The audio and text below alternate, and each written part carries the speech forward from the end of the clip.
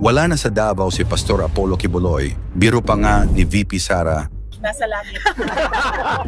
Pero nanindigan ng mga kapulisan na nasa loob lang umano ng compound si Kibuloy. Tukoy na ng Police Region Office 11 ang eksaktong kinaroroonan ni KOJC leader Apollo Kibuloy. Heartbeat daw ng tao ang nadidetect ng kanilang underground scanner. Ang nagsasabi na tao talaga yun na heartbeat. May underground kasi dahil dun sa na-detect lang. Mahaba ang panahon para maisip ni Kibuloy na umalis ng Davao. Posibleng wala na nga si Kibuloy sa sobrang tagal ng proseso ng warrant of arrest sa Pilipinas. Isang halimbawa nito ay ang pagtakas ni Alice Guo na nakapuslit sa bansa na di nalalaman ng otoridad at hanggang ngayon ay hindi pa rin nadadakip at nasa Indonesia pa rin umano at balak pumunta ng Golden Triangle sa Asia.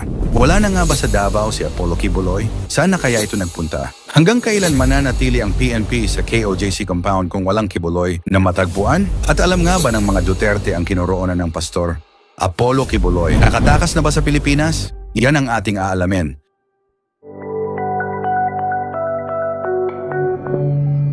Mahigit isang linggo nang hinahanap ng PNP sa compound sa Buhangin, Davao City ang leader ng Kingdom of Jesus Christ o KOJC na si Apollo Kibuloy. Ayon sa abogado ng KOJC, malalim na umano ang hukay ng mga pulis sa basement ng Jose Maria College Building.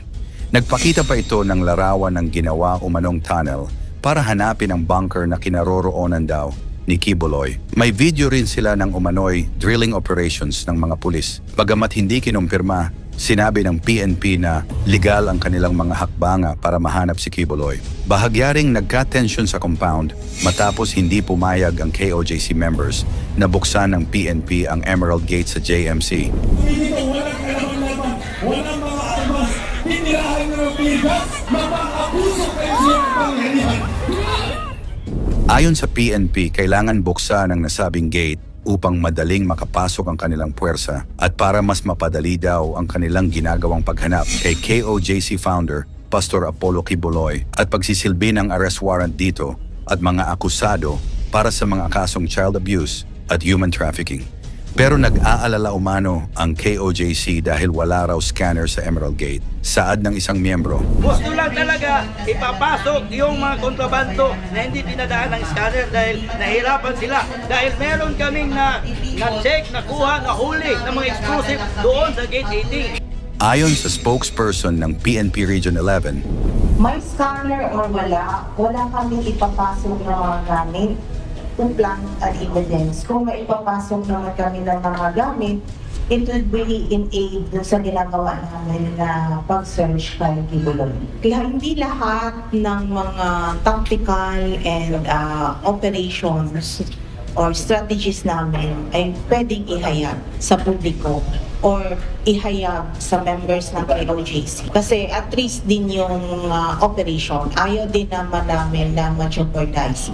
ayon sa Chief Legal Counsel ng KOJC na si Attorney Israelito Torreon, matapos mabuksan ang gate, inaresto umano ng mga pulis ang isang KOJC member at tinangka raw arestuhin ang isa nilang abogado. Nagpasok din daw ang mga pulis ng mga karton na agad dinala sa JMC basement kung saan wala silang access. Bantay sarado na rin ng PNP ang dalawang gate para maiwasang maulit ang pagbarikada at rally ng grupo sa kalsada. Puwersahan ding hinila ng PNP ang fire truck ng KOJC bilang ebidensya umano sa paggamit nila nito nung nakaraang rally.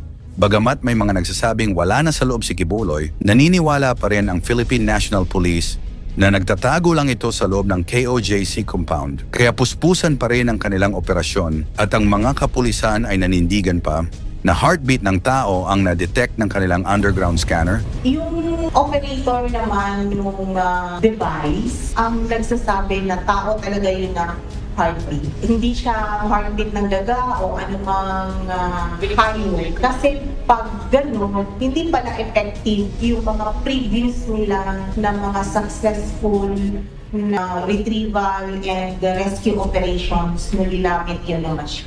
May underground kasi dahil dun sa na-detect ng heart. Kaya naman talagang pursigido ang ginagawa ng PNP na paghanap sa sinasabing lungga umano ni Kibuloy at iba pang akusado. Samantala noong linggo ay pumunta naman si Vice President Sara Duterte sa pagdiriwang ng ika-39 na anibersaryo ng KOJC. Sa isang panayam, naniniwala si Vice President Sara Duterte na wala na sa Davao si KOJC leader Apollo Quiboloy. Kasunod ito ng nagpapatuloy na pagkahanap ng Philippine National Police sa religious group leader sa loob ng KOJC compound sa Davao dahil sa arrest warrant laban dito.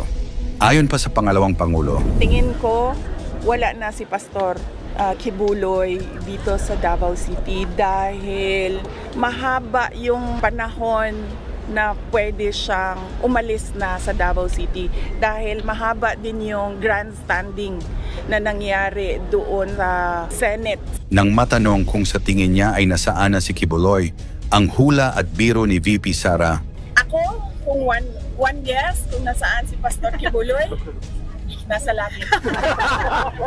dagdag ng Vice Presidente, dapat mabilis umano ang pagpapatupad ng arrest warrants ng PNP, lalo na at naaapektuhan ang imahe ng Davao City. Hindi dapat ginagawang excuse na malaki yung lugar sa sobrang dami ng mga pulis na nandyan sa loob at sa sobrang dami ng pulis na pinadala para mag-execute ng warrant of arrest. Magtataka ka, 9 days na hanggang ngayon hindi pa sila tapos. Git tuloy ng PNP Region 11. Yung sinasabi na bakit matagal, tignan nyo naman yung complexity ng KOJC compound. Kamakailan ay sunod-sunod na pagkondena ng mga backer at malalapit na kaibigan ni Quiboloy. Meron naman warrant. Pastor, siguro hide forever. At saka kumawa na rin mga tao natin dito na sasakripisyo dahil sa kakahanap sa kanya. Yung na naman sa akin. Kamakailan pa nga sa isang press conference sa Tacloban City, sinabi ni dating Pangulo Rodrigo Duterte na alam nito ang kinaroroonan ni Quiboloy, ganun man tumanggi na itong sabihin kung saang lugar nagtatago ang pastor.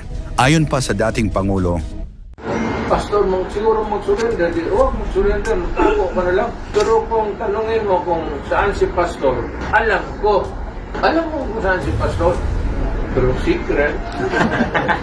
Ang mensahe tuloy ni PNP Chief General Romel Marbil sa kanila, Magpaka-leader kayo at abisuhan na ang pastor na sumuko.